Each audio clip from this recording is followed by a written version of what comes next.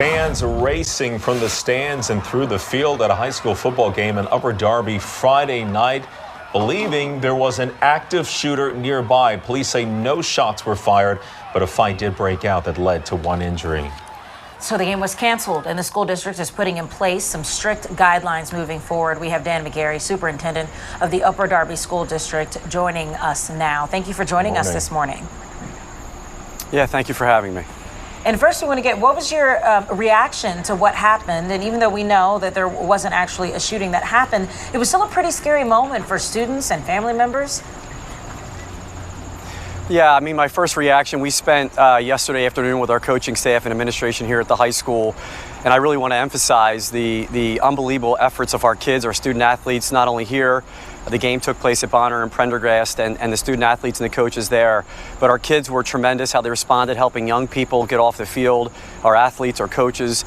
You know, we talked yesterday with our coaches, and they're devastated. They don't want it to be a reflection of our kids or our community. They put so much time and effort into our students, and the fact that there are some blaming or downplaying what occurred, it was a very scary and traumatic moment. And prior to this season, for our home football games, last year going into this season, we'd already made very strict rules and guidelines for admittance into our games. We also switched our games from 7 o'clock to 5 o'clock on Fridays, and that would be the process moving forward here in the school district for home games. We would implement what we put into place last year for games here on our campus. You made a number of changes, as you just noted there.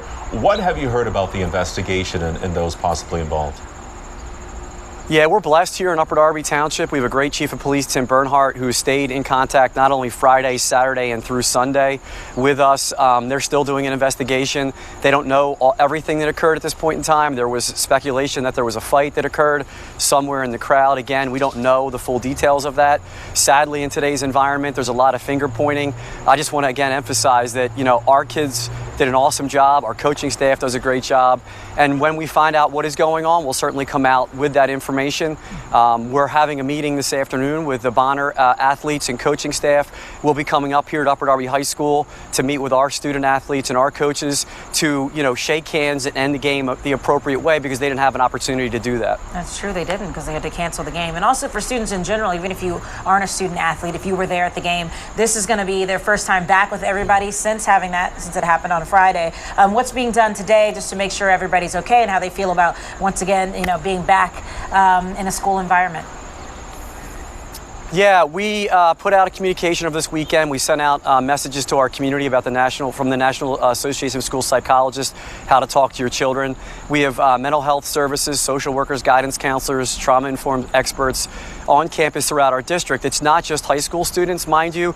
There were youth programs that were there, young children running at the football game that were afraid. So it's really a K-12 support that we have in place here for the school district. We'll be pulling our cheerleaders and our football team down during their first block today to meet with them and check in with them. Our coaches were checking in with them throughout the weekend, but we want to check in with them here at the high school, and then throughout the day. It is the first day of school too. We want to check in with our athletes to make sure that they feel good, safe, and secure. And once again, for those who are watching, who attend, what are some of the changes you had mentioned? I know you're starting the game earlier as well, and a lot of other districts are looking at your model. Yeah, so for us, last year, even before COVID, we had some incidents out in the community that spilled into our games. We have very strict guidelines. Only our student body can attend with IDs. Any students that have an A-discipline record during the course of the year cannot attend after-school activities. They're checked in via computer. We have a student-only section. We have an away section that has to be vetted by the away team that comes here. And anybody other than students representing our school district or an away school district has to be on an approved list prior to attending our games. That led to some frustration by some community members, but I think people now understand that the focus should be on the student athletes, and we have to keep that as safe and sound as we can. We're, again, lucky. We've met with our chief of police and our fire chief, Chief Sawyer, and Chief Bernhardt, to meet with our student athletes last year in preparation for this football season, to make sure that our student voices were heard, and we put a 5 o'clock venue in, and making sure that we could pull off a safe and secure home football game moving forward this year.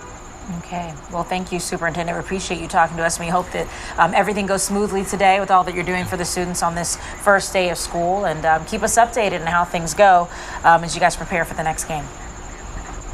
Yeah, if I could just put one final plug, I'd love for you guys to come out and meet our coaching staff and our kids. Right now, they're very traumatized by what occurred, and this should not be a reflection on our coaching staff or our student athletes at all. Definitely. You have a great team out Thank there. you. We wish you a safe and productive school year, and we'll, of course, And be out there season. shortly. We appreciate it. Superintendent, thank you. It is Thank you. 7